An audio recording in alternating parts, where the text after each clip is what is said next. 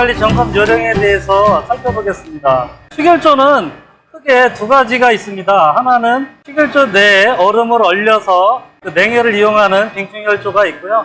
얼음을 얼리지 않고 그냥 냉기나 온기를 저장해서 사용하는 수축열조가 있습니다. 빙축열조에 있어서도 크게 몇 가지 방식이 있는데요. 첫 번째는 아이스온 코일형 또는 관의 착빙형이라고 해서 브라인을 배관에 순환시키고 그 주위에 축열조 내부에 있는 그 저장 매체가 얼도록 하는 그런 방식이 있고요.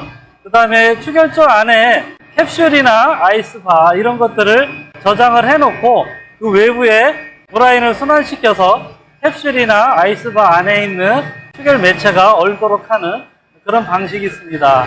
마지막으로는 그 아이스 슬러리 방식이라고 해서 슬러리 형태로 그 축열조에 냉기를 저장하는 그런 방식이 있는데요. 전체적으로 축열조 내부의 그 형식에 따라서 조금 차이는 있긴 하지만 구성되는 방식은 냉열을 생산해내는 냉동기가 설치가 되고요. 냉동기에서 생산된 냉열을 저장하는 축열조가 여기에는 이제 냉동기 뒤에 축열조가 설치되어 있습니다. 그리고 냉동기에서 생산된 그 냉열을 축열조나 열교환기에 순환시키기 위한 브라인 순환 펌프가 있고요. 이 축열조나 냉동기에서 생산된 냉열을 2차 측 그 냉수와 열교환하기 위한 열교환기가 있습니다. 그리고 냉동기에는 냉동기를 가동하기 위한 냉각탑이 연결되어 있고요. 냉각수 순환 펌프가 설치되어 있습니다. 그리고 이 열교환기의 2차 측에는 냉수 순환 펌프가 또 별도로 설치가 되어서 건물 쪽의 냉수 배관에 냉수를 공급하게 되겠습니다. 축열조 유지관리 점검과 관련된 내용들을 살펴보겠습니다. 먼저 축열조의 외관과 관련해서는 온도계 및 압력계 이런 것들의 각종 계기들의 부착 상태와 작동이 제대로 되고 있는지 외관 점검을 하시면 되겠고요. 축열조의 사양에 따라서 단열 상태나 마감의 상태가 여러 가지 방식이 있을 수는 있는데요. 이런 단열의 상태나 마감자의 상태, 또 결로가 발생하지 않는지, 그 다음에 이 축열조와 열교환기 관련된 이런 계통에서 누수가 발생되는 부분들은 없는지 이러한 부분들을 육안으로 확인해 보시면 되겠습니다. 다음에 운전과 관련해서 이 축열조 이외에 냉동기라든지 열교환기, 그 다음에 순환펌프들은 각각의 그 장비들마다 있는 유지관리 점검표를 활용해서 점검을 하시면 되겠고요. 이 축열조 관련해서 축열조에는 그 온도나 그 유량의 흐름을 감지하는 플로우 스위치 또는 재빙률을 확인하는 재빙 센서 또는 수위를 확인하는 수위 센서 이런 여러 가지 센서들이 축열조의 사양에 따라서 설치되어 있습니다.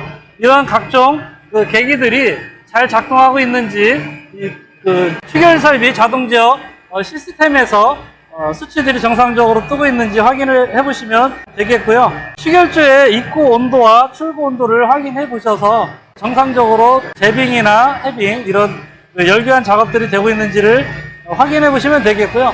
이 축열조 사양에 따라서 축열조마다 이런 그 온도계가 설치되어 있지 않은 경우도 있으니까 그런 경우에는 열교환기 쪽이라든지 축열조 연결된 배관에 있는 그런 그 온도계들을 확인해 보시면 되겠습니다. 다음으로는 열교환기 입출구 측에 있는 온도들을 좀 확인해 보셔야 되는데요.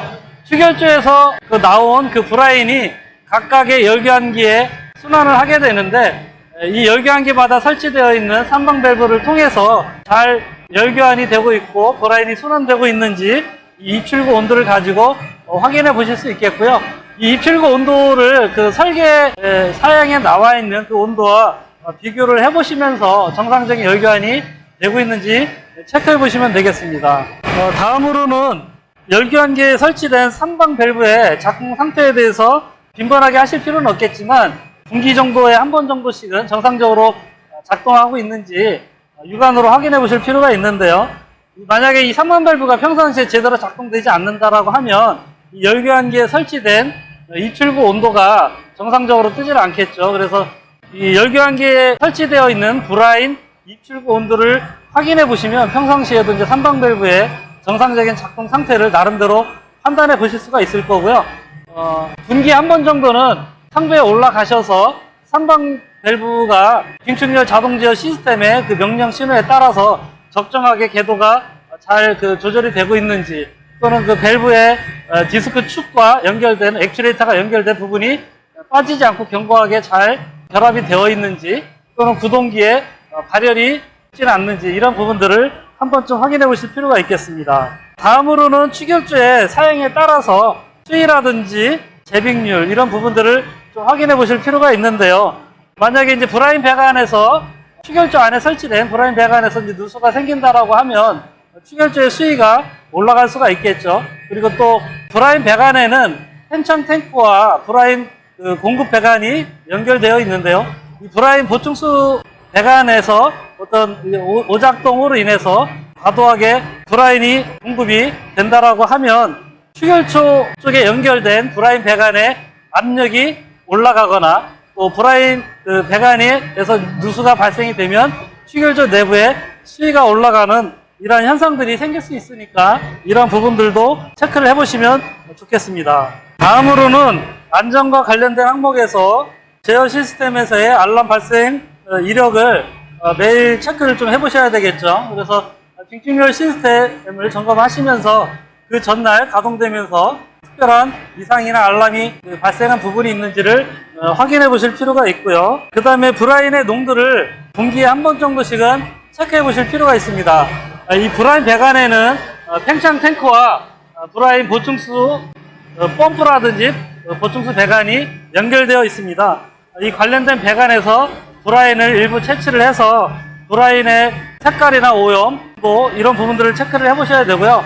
농도는 이제 비중계를 이용해서 당초에 브라인을 주입했던 그 비중이 잘 유지가 되고 있는지 체크를 해보시면 되겠습니다. 다음에 장비의 연동 상태에 대해서 확인을 해보셔야 되는데요. 그 추결 설비가 가동되기 위해서 냉동기, 순환펌프, 냉각탑, 그 다음에 각종 제어 밸브들이 적정하게 연동이 잘 되고 있는지, 특히 각 장비들마다 순차 기동을 할 때 그 기동 시간들이 적정하게 잘 유지가 되고 있는지, 이런 부분들을 체크를 해보실 필요가 있을 것 같습니다.